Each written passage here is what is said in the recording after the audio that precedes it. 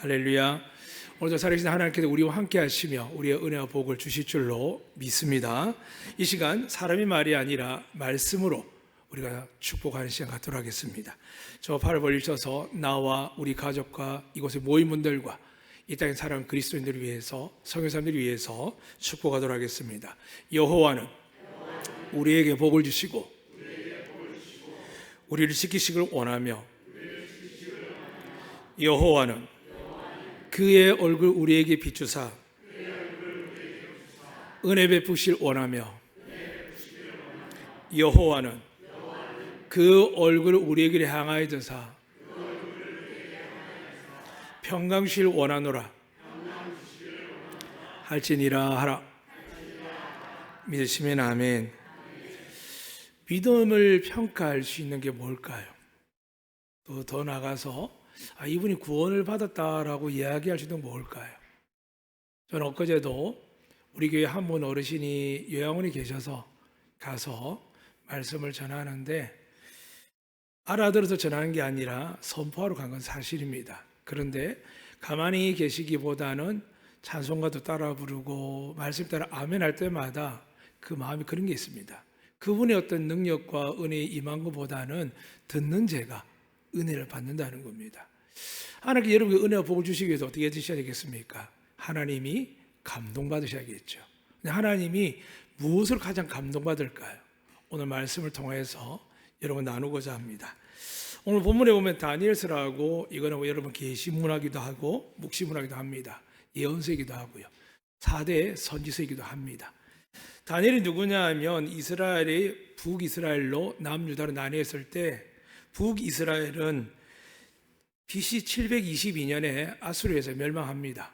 그리고 마지막 유다 자손, 다윗이 있던 그 자손은 이제 바벨론에 의해서 586년경에 멸망당하게 됩니다. 그 사이에 누가 일어났냐 하면 오늘 등장한 다니엘이라는 사람이 일어나는데, 이 유다의 왕 중에 여호야김이 있는데 하나님이 얼마나 범죄했는지 이 느부갓네살에 의해서 끌려갈 때에 그들 왕족과 귀족 중에 어린아이들을 바빌론에 있는 느부갓네살 왕을 섬기기 위해서 끌고 가게 됩니다. 그리고 그 아이들은 3년 동안 문화와 여러 가지 지식과 교육을 가르쳐서 왕을 섬기고 할 수 있도록 그렇게 훈련하기 위해서 잡아간 아이들 중에 오늘 다니엘과 여러분이 잘 아는 불 가운데서도 믿음을 지켰던 사드락, 메삭, 아벳느고가 있습니다. 오늘 그 다니엘이 12장 중에 마지막 12장을 여러분에게 전하게 될 텐데, 오늘 내용 중에 가장 중요한 그렇습니다. 예수님께서 이 땅 오기 전에 다니엘을 통해서 예언을 하시는데 어떤 이야기를 하냐면 12장 1절에 보면 그렇게 기록되어 있습니다. 그때 내 민족을 호위하는 큰 군인 미가엘이 일어날 것이요 또 환란이 있으리니 이는 개국이기로 그때까지 없던 환란일 것이며, 이렇게 기록되어 있습니다. 오늘도 살기 힘들다라고 여러분 이야기하겠지만 저희 아버지 때도 그랬고 저희 할아버지 때도 그랬고, 역사적으로 대한민국이 또 조선에 이르기까지 삼국부터 시작해서 수많은 역사가 있지만은 살기 좋았더라라고 이야기한 나라는 한 번도 없습니다. 그런데 나라는 두 번째 치고 부자든 가난하든 지위가 높든 낮든 많이 배우든 적게 배우든 사람들 간에 모든 마음속에 뭐가 있냐면, 말은 안 하지만 살기 힘들다 그럽니다. 그 제일 방송에서 많이 파는 게 뭘까요? 옷과 기금속이기도 하지만은 영양제를 제일 많이 팝니다. 좀 어떻게 든 건강하게 행복하게 자식과 손 안 벌려 살아보려고요. 어떻게 보면 한국 사람들이 가장 많이 먹는 것은 영양제도 모르겠습니다. 그런데 예수님께서는 우리에게 이런 고통과 고난의 시대를 살아갈 때 어떻게 하면 사느냐라고 말씀하실 때 이렇게 말씀하셨습니다. 내 살과 피를 먹으면 살 거라고요. 왜 우리 신앙이 떨어지고 아이들이 멀어지느냐? 물론 여러 가지 환경 여건을 탓할 수 있습니다만 말씀을 먹지 않고 마시지 아니하면 그 당연히 일어나는 일입니다. 우리 때만 그런 게 아니고요, 제가 어릴 때도 그랬고 저희 아버지 때도 그랬고 이 땅에 기독교 들어간 이후부터 계속 그런 일은 갑자기 생겨서 다음 세대가 없다 걱정하는 게 아니라 계속 그랬습니다. 문제는 뭐냐 하면 예수께서 말씀을 전할 때 바리새인이 이렇게 이야기했거든요. 예수님 질문 대답은 참 잘하는데 따르질 않는 거예요. 그래서 주님께서 한탄하면 이렇게 말씀하시겠습니다. 귀가 있어도 듣지 못하고 입이 있어도 말하지 못하는 게 아니라 이제는 말씀이 넘침에도 불구하고 듣지 못한다라고. 그러면서 이사야서를 말씀하시면서 이게 그들을 향한 심판이다라고 이야기합니다. 무슨 이야기냐면 공부 못하는 아이들 공부 잘하는 만큼 선생님을 따라가는 겁니다. 그럼 돌이키면 되거든요. 그 교회도 마찬가지입니다. 물론 목회자 중에 여러분 마음이 불편한 사람, 이 세상에 불편한 사람 참 많습니다. 그런데 목회자를 이야기한 게 아니라 그는 말씀을 가진 자일 뿐이고 전파할 때 말씀이신 예수님께서 이렇게 말씀하셨습니다. 나를 따르라 하셨습니다. 내가 그 길이요 진리요 생명이고 나를 따른 자는 내가 푸른 저 실만한 물가로 이 땅에서도 은혜와 복을 주시지만 마지막 날에는 수고할 필요가 없는 영원한 천국을 너에게 주기 위해서 내가 마지막 날에 오겠다라고 이야기합니다. 이 이야기를 하기 위해서 다니엘이 예언하는 겁니다. 오늘 본문에 그렇게 기록되어 있죠. 감당치 못할 경험해보진 환난들이 다가옵니다. 이번 여러분 아시겠지만 2024년 노벨 물리학상을 받은 교수들이 있습니다. 제프리 힌튼이라는 사람과 존 호필드라는 사람인데 한 사람은 캐나다 교수고 한 사람은 미국 프린스턴 교수인데 이분들이 왜 상을 받느냐 하면 지금 삼성이 제일 많이 팔게 된 이 휴대폰의 원인이 뭐냐 하면 AI를 실은 거거든요. 이 AI를 지금 다른 통신사들 다른 휴대폰 제조 실으려 해도 잘 안 되는데 삼성이 이걸 실은 겁니다. 그래서 사람들이 너도나도 멀쩡한 휴대폰을 놔두고 바꾸기 시작하는데 실제적으로 우리 한국 사람이 제일 힘든 게 뭘까요? 돈도 있고 실력도 있고 공부도 잘했는데 영어로 말하기 힘들거든요.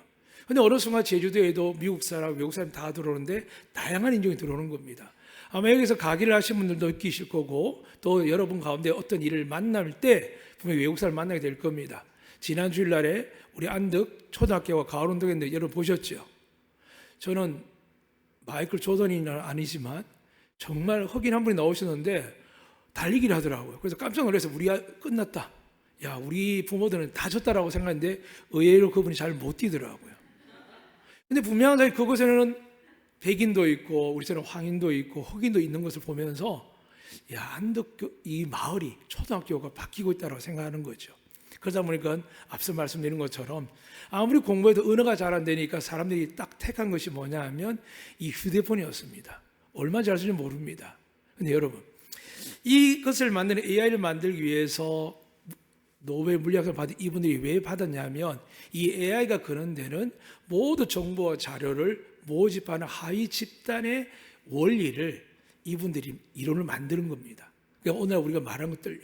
근데 이분이 상을 받으면 여러분 보시면 계시겠지만 걱정이 됐습니다. AI로 말하면 온 세계가 하나 될 거라는 거죠. 근데 이 하나됨을 누가 통제하는 것이죠? 쉽게 이야기하면 나는 버튼을 누린 적이 없는데 컴퓨터 시스템에서 해킹하는 애들 누리면은 여러분 영화에 보는 책 일이 일어나고 나는 분명히 간 적이 없는데 AI가 내 얼굴을 복사해가지고 간 것처럼 영상을 만들어서 다른 날 띄워넣어서 그걸 악용하게 되면 우리는 아무리 억울하다 이야기해도 그 현실 앞에서 돌이킬 수 없다는 거죠. 쉽게 이야기하면 우리는 운전하는 분들이 왜 저렇게 과속을 할까 사고 낼까 할 때마다 그분들 뭐라고 이야기합니까? 나는 안 했다. 급발진다 이야기하거든요. 그런데 자동차에서 뭐라고 해야 합니까? 급발진을 소비자가 발표하는 거죠. 만든 거는 회사에서 만들어 놓고 그 원인을 우리들이 밝히라는 겁니다. 마귀가 그렇게 이야기합니다. 여러분 모든 어려움과 환난을 여러분에게 자꾸 찾으려고 합니다. 여러분 만드시면 누굴까요? 하나님이시지 않습니까? 하나님 우리를 만들어서 우리를 고칠 분도 하나님이시고 우리의 모든 인생을 바꿀 분도 하나님이신데 우리가 바라보지 못하는 마귀는 자꾸 우리를 바라보고 우리를 돌아보거든요. 물론 하나님 우리를 사랑하셔서 놀라운 의학과 과학을 주셨습니다. 우리 사람들이 편하게 하셨습니다. 그러나 그 모든 것들이 영혼을 고칠 수 있겠습니까? 여러분 근심을 해결할 수 있겠습니까? 우리 아이들에게 어떻게 변화를 줄 수 있겠습니까? 오직 할 수 있는 분은 하나님 아들 예수 그리스도밖에 없는 줄로 믿습니다. 또한 그분은 우리에게 말씀하셨습니다. 무엇을 먹을까 입을까 마실까 염려하지 아니하면 이 모든 걸 다 더하겠다라고요. 그리고 오신 2000년 동안 지켜보시고 언젠가는 다니엘의 예언처럼 이 세상의 마지막 날이 다가올 때 우리가 어떻게 견디느냐 이게 다 걱정이지 않습니까? 눈앞에 보이는 아이들의 생활비도 문제지만 우리가 나이 들어가다 생기는 건강의 문제가 참 많습니다. 저도 지난주에 건강검진 결과를 받았는데 감사하게는 아무 하나도 없습니다. 저는 솔직히 좀 걱정한 면이 있거든요. 용종에 대해서 너무 감사하더라고요. 그럼 노력을 했느냐? 안 했거든요. 또 처음으로 대장의 검사를 했는데 이상이 없다고 합니다. 그런데도 불구하고 혈관이 돼서 나이가 들면서 겪게 되는 혈압 문제 이런 것들이 조심하라는 단계가 왔는데 감사해야 되는데 한편으로 걱정이 되기 시작하죠. 그 운동을 해야 되는 강박감에 시달리기 시작했습니다. 그 먹는 것도 조심하려고 하고요. 근데 또 깨닫는 거죠. 주일이 다가오면서.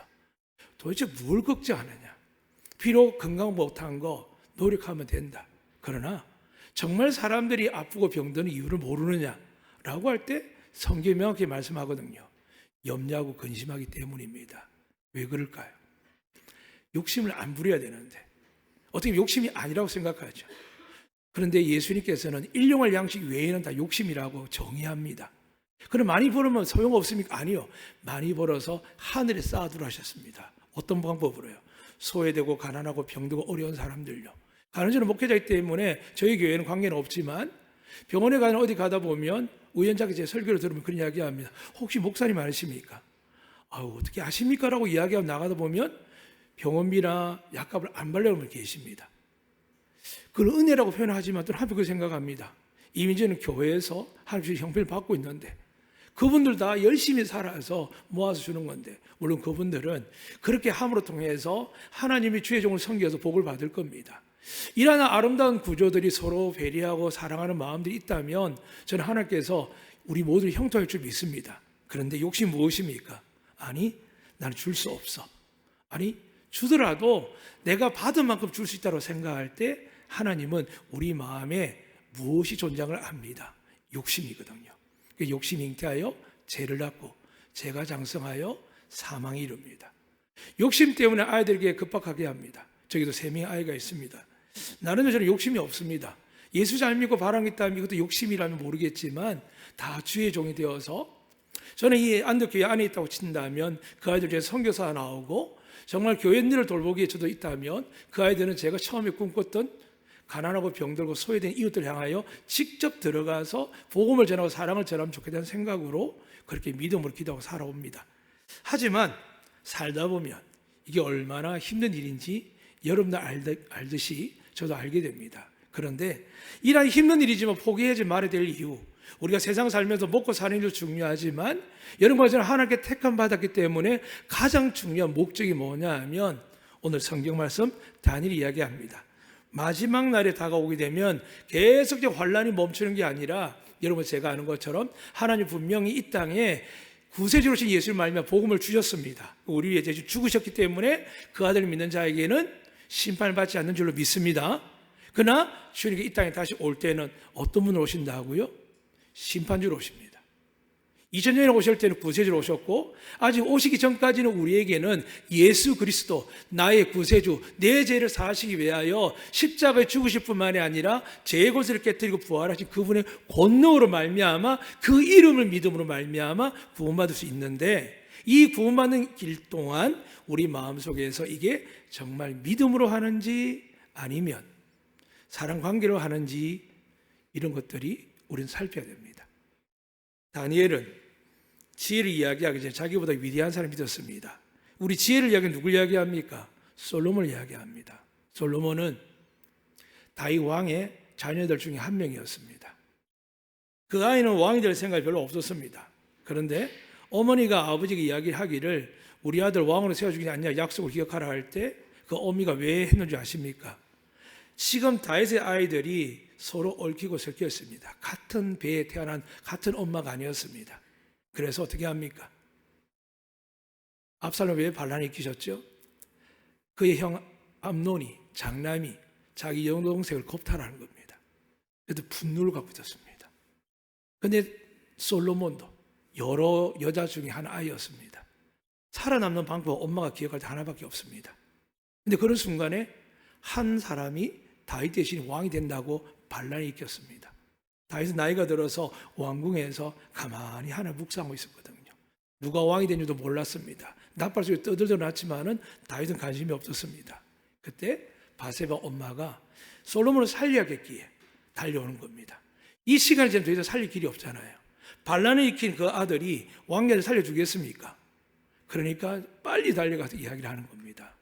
그때 다윗이 듣고 나서 역사를 바꾸죠. 전에도 말씀을 기억하셔야 됩니다. 세상에 아무리 멋지게 계획들 짜놓은 계획일지라도 하나님 마음 먹으시면 다 바꿔버리십니다. 믿으시면 아멘. 그 세상을 두려워하지 마세요. 하나님이 여러분 앞에 놓인 세상이 오랜 세월도 쌓여있다 할지라도 여러분과 제가 하나님 앞에 온전히 서서 믿음 생활을 하게 되면 여러분을 지키시고 보호하시고 은혜와 복을 형통하게 해주실 줄로 믿습니다. 솔로몬의 어미는 그랬습니다. 약속한 대로 데려갔습니다. 그랬더니 정말 다윗이 솔로몬을 왕을 삼고 선포하는데 조금 전까지 한 사람의 왕이 온 나라를 다스릴 것처럼 소리 질렀는데 다윗의 말 한마디에 왕이 바뀌는 겁니다. 솔로몬이 얼마나 놀랐을까요?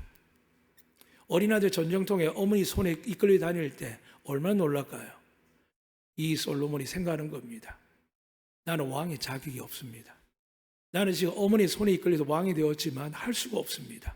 하나님께 구하는 겁니다. 우리 아버지의 하나님, 다윗의 하나님, 나의 이 마음을 아신 하나님, 나를 도우셔서 아버지의 백성이 아니라 하나님의 거룩한 백성을 제가 어떻게 하겠습니까? 저는 어린아이입니다라고 고백하면서 간절히 기도하고 이렇게 구했습니다. 하나님 저에게 지혜를 주세요. 하나님의 백성을 찾아서 지혜를 주세요. 근데 하나님 이렇게 들으셨죠. 네가 나를 구하는구나. 내 나라와 의를 구하는구나 라고 들으셨을 겁니다. 그래서 나타나서 이렇게 말씀하시죠. 네가 장수도 부귀영화도 구하지 않고 나와 내 백성을 구했기 때문에 너에게 지혜를 줄 뿐만이 아니라 너의 살아온 날들 전후로 너만한 복을 받은 사람이 없을 것이다 라고 축복해 주셨습니다. 이 복도 여러분 있으시길 주의 이름으로 축복합니다. 솔로몬이 이 복을 받고 나서 처음에 너무 잘했습니다. 공의롭게 판단하고 백성을 하나님 뜻대로 판단했지만 점점점 유명해지면서 외국 사람이 오기 시작하고 시바 여왕까지 와서 그걸 구하는데 그는 이렇게 이야기합니다. 세상 어디에 당신 같은 지혜를 본 적이 없다라고. 그러면서 하나님 주신 복도 큰데 온 세계를 그를 향하여 경배하기 위해 지혜를 듣기 위해서 엄청난 재물을 가져오는 겁니다. 그의 부는 이루 말할 수가 없었습니다. 그런데 그의 부가 하나님을 향한 온전한 지혜가 세상 지혜로 바뀌는 겁니다. 그러니까 먹고 살 궁리를 하다가 힘이 남아들고 돈이 남아들면 어떻게 될까요? 딴짓을 합니다. 솔로몬은 그랬습니다. 이제 하나님께 복을 많이 받아 걱정할 게 없으니까 무슨 생각을 했냐 하면 자기 눈에 보이는 아름다운 여인을 찾기 시작합니다. 화려한 찾기 시작합니다. 그리고 뭔가 다른 사람들에게 나는 열린 사람이라 생각해가지고 우상을 가지고 들어옵니다. 이렇게 이야기하겠죠. 나는 걱정 안 해. 나는 하나님과 직통하니까 이거 해도 돼 라고 이야기하면서 수많은 우상들이 들어오는 일에 용납해버립니다. 결국 어떻게 됐을까요? 하나님을 향한 지혜를 받은 것이 자기 부유함과 명성과 자기의 삶에 넓어지는 것을 이루었지만 결국에는 하나님이 주신 지혜를 망각하기 시작합니다. 그래서 하나님이 그의 노년에 자식들에 의해서 나라를 쪼개버립니다. 그 나라가 여러분 아신 것처럼 북이스라엘과 남유다인데 이 아비가 이렇게 되니까 그 밑에 아이들이 좋을 리가 있겠습니까? 중간중간 좋은 왕도 들어서기도 하죠. 히스기야 왕처럼. 그러나 대다수는 하나님 앞에 범죄하는 왕들이 들어섰습니다. 하나님이 얼마나 오래 지켜보셨을까요? BC 천년대에 다윗을 통해 왕을 세우기 시작했는데 이제 몇 년 흘렀습니까? 722년에 북이스라엘 나라가 세운 지 300년 못 되어서 망합니다. 그리고 또 한 나라는 500년을 못 되어서 쫄딱 망합니다.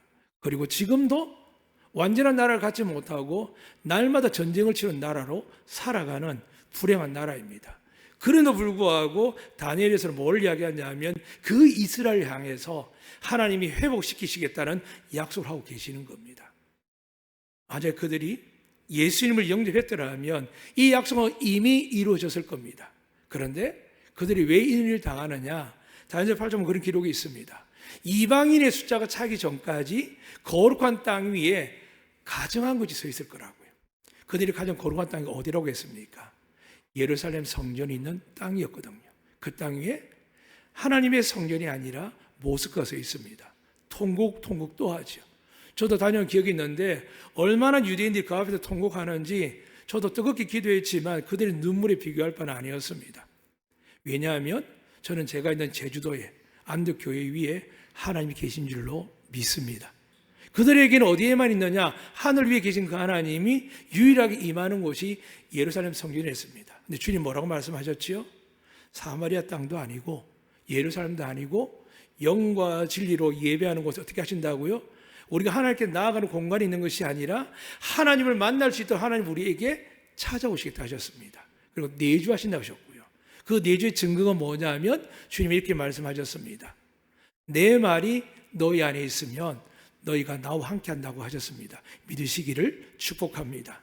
여기저기 정글 찾지 마시고 물질적인 지위적인 많은 것도 있겠습니다. 그러나 그 모든 것들은 하나님 다 알고 계셔서 여러분 믿음대로 한번 채워주실 줄로 믿습니다. 그러나 오늘 예루살렘 성전이 이렇게 망한 것처럼 솔로몬이 아무리 아름답게 지어도 망한 것처럼 진정한 하나님의 성전을 위해서 오늘 다니엘이 이야기하는 겁니다. 오늘 2절 말씀에서 이렇게 말씀합니다. 다시 읽어드리겠습니다. 땅의 티끌 가운데서 자는 자 중에서 많은 사람이 깨어나 영생을 받는 자도 있겠고 수치를 당하여서 영원히 부끄러움을 당할 자도 있을 것이며. 어떻게 지금을 따지면 한 2500년 전의 사람인데 하나님이 예언이 아니고서 어떻게 이렇게 이야기를 하겠습니까? 부활을 이야기합니다. 그러니까 여러분, 이러한 말씀이 없으면 우리 예수님을 발견할 수 없습니다. 오늘 이 말씀 속에 이렇게 말씀할 때, 부활할 때 우리 모두가 부활한 것을 분명히 예수님도 말씀하셨고 바울도 이야기했지만 다니엘도 이야기하는 겁니다. 우리 가운데서 많은 사람이 깨어나는데 영생을 받는 자도 있겠고 수치를 당해 영원히 부끄러움을 당할 자도 있을 것이다. 오늘 이 시간에 여러분 마음을 살피시기를 주의 이름으로 축복합니다. 환경과 여건과 사람들의 판단이 중요한 게 아닙니다. 말씀이 계시기 때문에 여러분이 알 수 있습니다. 하나님을 가까이 하게 되면 내가 과연 하나님의 어떤 존재가 될 것에 대해서 이걸 깨닫고 묵상하는 사람 복이 있는 것이지 어떻게 살아갈 것이냐, 하나님은 그에 대한 편을 의미를 두지 않습니다.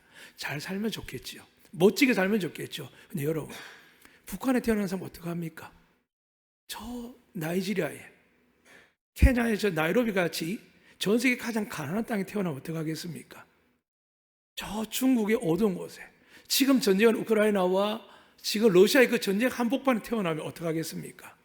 우리는 그에 대해서 할 말이 없습니다만 하나님이 이렇게 생각합니다. 가슴이 아프죠. 그래서 하나님 뭘 준비하셨다고요?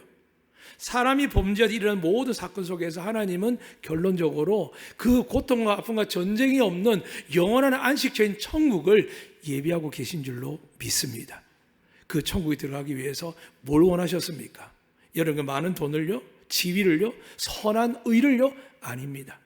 오직 믿음을 갖는 자만이 하나님께서 구원의 활짝 열어주실 줄로 믿습니다. 그 구원을 이야기해서 지금 이렇게 12장 2절에 이야기할 때 우리에게 이렇게 말씀합니다. 1절로 돌아가겠습니다. 환난에 당하고 구원이 받을 거냐 못 받을 것이냐, 혹은 구원받더라도 부끄러움을 구원을 받을 거 치욕적으로 살아갈 것이냐, 영광을 누릴 것이냐에 대해서 성경이 이렇게 이야기합니다. 그때에 내 백성 중에 기록된 모든 자가 구원을 받을 것이라. 그러니까 여러분의 이름과 제 이름이 하나님의 생명체 기록된 줄 믿으시면 아멘. 정말 그럴까요? 정말 우리 이름이 기록되어 있을까요? 그러면 하나님께서 부활하신 이후에 왜 부끄러움을 영원히 당할 사람도 있고 영생을 받을 수 있겠다라고 이야기할 때 정확하게 이야기하지 않으시고 이렇게 끝나셨을까요? 아니죠. 예수님 정확하게 말씀하셨습니다. 나를 믿는 자는 영생을 얻겠고, 우리 여러분 예수 믿고 예배드리는 여러분이 하나님의 천국 자녀된 줄로 믿으시기를 축복합니다. 근데 우리에게 이제 숙제가 남은 거죠. 그 남은 세월 어떻게 하느냐. 그래서 오늘 12장 3절에 이렇게 이야기합니다. 지혜 있는 자는 궁창의 빛과 같이 빛날 것이요. 지난주도 제가 말씀드렸습니다. 지혜가 뭐라고 말씀드렸죠? 호크무라 그랬고, 하나님의 말씀을 깨달아서 그분이 원하는 대로 순종하고 살아가는 것을 지혜라고 이야기했습니다. 그리고 말씀대로 살아갈 수 있도록 결단하되 무엇을 따라서요? 예수님 말씀하셨으니까 날마다 회개하라, 천국이 가까워 왔으니라고 되어 있습니다. 아직 천국이 다가오고 있지 않습니까? 죽기 전까지 우리 모르지 않습니까? 그래서 어떻게 하라고요? 날마다 회개하기 위해서 예수님께서 그 이름을 예수라고 하셨습니다. 그 이름 우리에게 주셨습니다. 자기 백성을 저희 죄에서 구원할 자. 왜 가정이 화합이 안 되고 많은 기관에 어려움을 당할까요? 서로 용서하지 않기 때문입니다. 오직 하나님만 용서하실 때 하나 되는데 그곳이 어딜까요? 그리스도인들이 머무는 곳입니다. 그 그리스도인들이 온전히 서 있었다면 나라가 지금 이 모양이 되겠습니까? 이 어려움도 싸우고 지지고 뽑고 하겠습니까? 교회가 이렇게 할 수 있겠습니까? 아니죠. 며칠 전에도 그분에게 그런 이야기 나누었습니다. 진보도 있고 보수도 있습니다. 근데 뭐가 옳을까요? 예수님이 옳습니다. 예수님 보시면 됩니다. 누군가를 그래도 막아야 되지 않습니까? 그렇습니다. 그래서 하나님 뭘 주셨다고요? 각자마다 은사를 주셨습니다. 그런데 그 은사에 몰입하면 어떻게 될까요? 하나님 날 놓쳐버립니다. 저만 할 일이 있습니다. 우리도 27일 날이 온 대한민국에서 지금 차별 금지를 위해서 기도하는 날로 삼아서 서울에서도 모이고 제주도에서는 영락에서 모입니다. 다 갈 수 있겠습니까? 할 수 없지 않습니까? 그 형편에서 직장에 가야 되고 일을 해야 되는 분도 계시고 교회 행사도 있지 않겠습니까? 왜 이 일은 1년 전에 통과오거나 삶의 계획에서 주어진 게 아니거든요. 그러면 어떻게 될까요? 우리 그 자리에서 기도하면 됩니다. 하나님 그곳에 계신 줄 믿습니다. 근데 그것에 대해서 논쟁을 벌리니까 문제가 생기는 거죠. 그러니까 마귀는 이야기하죠. 너나 잘하라고요. 사랑하는 여러분, 여러분 열심히 살아간 줄 믿습니다. 하나님 여러분 함께 줄 믿습니다. 비록 부족하고 연약하지만 여러분의 삶의 자리에서 하나님을 구하고 계신 줄 믿습니다. 다만 우리가 좀 더 열정 있게 열심히 있는 사람을 만나게 되면 좀 부끄러움을 당하죠. 그러나 여러분 너무 당황하지 마십시오. 그 열정보다 더 중요한 것은 예수님과 함께하는 겁니다. 여러분과 함께하는 그 예수를 믿으시고 가정에서 직장에서 하나님의 믿음을 가지고 그분이 원하는 선한 삶을 살아간다면 여러분 지혜 있는 사람이 될 줄로 믿습니다. 그러면 하나님께서 이 제주 땅에서도 여러분을 위해서 형통하게 하시고 안전하게 하시고 보호해 주실 줄로 믿습니다. 이건 우리 개인적인 문제입니다. 근데 정말 하나님 원하는 게 뭐냐 하면 3절 후반부에 그렇게 기록되어 있습니다. 읽어드리겠습니다. 많은 사람을 옳은 대로 돌아오게 하는 자는 별과 같이 영원토록 빛나리라. 비록 교회 십자가에서 밤에 빛나지만 왜 밤에 빛날까요? 낮에는 빛 때문에 안 보이잖아요. 어둠일수록 십자가는 잘 빛납니다. 세상이 어두울수록 괴로울수록 힘들수록 누가 빛날까요? 예수 믿는 사람들이 빛납니다. 그냥 나의 유익을 위해서요? 나의 자식을 위해서요? 그렇지 않습니까? 아시지 않습니까? 오늘 보면 이렇게 이야기합니다. 많은 사람 옳은 대로 내 가족도 소중하지만 내 가족에게 베푸는 그 사랑을 가지고 내 이웃에도 향하여 나간다면 그들이 우리를 통해 예수님을 알게 되고 우리의 선한 행위로 그들이 깨닫고 돌아온다면 하나님이 이렇게 약속하십니다. 별과 같이 영원토록 빛나리라. 과학 시간에 배웠죠. 뭔가 별이 반짝하면 이제 그런 별이 사라진다고 배웠지 않습니까? 여전히 떠있는 별들은 무엇에 비칩니까? 자체를 발광하는 태양도 있지만 이 태양계 안에 많은 별들은 달을 포함해서 태양의 빛을 받아서 우리에게 비치지 않습니까? 우리에게 하나님 약속은 그런 겁니다. 우리의 빛으로는 살아갈 수 없지만 하나님의 빛을 바라볼 때, 이 말씀을 바라볼 때 여러분 얼굴이 밝아지고 생명이 살아나지. 사람을 바라본다고 우리의 권위와 위치와 재물을 바라본다라고 잠시는 행복하고 기쁠 수 있겠지요. 그러나 어느 순간 또 돈이 들어가고 문제가 발생하게 되면 우리가 가지고 있는 능력과 우리가 가지고 있는 재물들이 실력들이 한계가 있다는 걸 압니다. 그래서 하나님 말씀하는 겁니다. 모든 걸 어떻게 시작할 것이냐? 내일을 염려하지 말랍니다. 오늘도 아마 여러분 마음속에 가정에 생업하면서 많은 어려움이 있을 겁니다. 그런데 그 근심이 끝난 적이 있습니까? 그 근심이 정말 끝나기를 원하십니까? 그러면 내일보다 오늘 주님과 가까이 하면서 열심히 살면 나는 오늘을 열심히 살아줄 뿐인데 주님은 여러분의 장차 맞을 그날까지 하나님이 보호하시고 지키시고 은혜 내려주실 줄로 믿습니다. 저는 우리 교인들이 아니 이곳에 왔다 가는 모든 분들도 하늘의 별처럼 영원토록 빛나는 이 복을 누리기를 소망합니다. 살아가면서 지혜로워서 가정도 살리고 교회도 부흥시키고 숫자도 많아지는 교회 목사의 꿈도 있겠지만 저희의 가장 큰 꿈은 그렇습니다. 여기 계신 모든 분이 천국 가는 것이며 이 말을 믿지 않는 많은 분들이 혹은 육체에서 지치고 낙담하고 다시 이 사회에 와서 제주 와서 위로받고자 하는 분들이 정말 위로자 되시고 구원자 되시는 예수 그리스도를 우리 교회를 통하여 저를 통하여 만나서 하나님께 받는 영원한 평강과 위로와 안식과 축복을 누릴 수 있기를 주의 이름으로 축복합니다. 아멘.